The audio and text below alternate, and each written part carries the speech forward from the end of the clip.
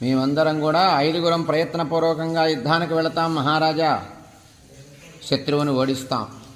ఒకవేళ గనక శత్రువుని మేమే గెలిచి రాముణ్ణి వధిస్తే ఏ ఉపాయంతో పని లేదు, నీకు స్వతంత్రత స్వేచ్ఛ కలుగుతుంది.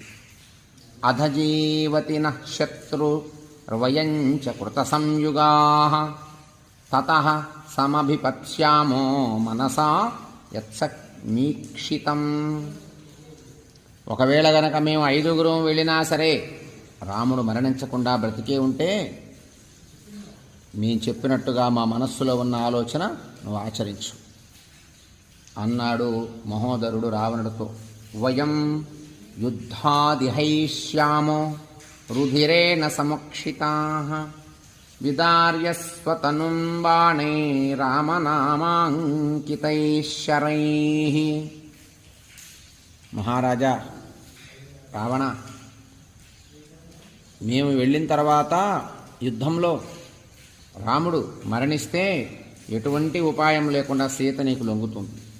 ఒకవేళ గనక రాముడే మరణించకుండా ఉంటే బలాత్కారం చెయ్యి అన్నాడు మహోదరుడు. అలా చెప్పి మరలా సలహా చెప్తున్నాడు రావణుడికి.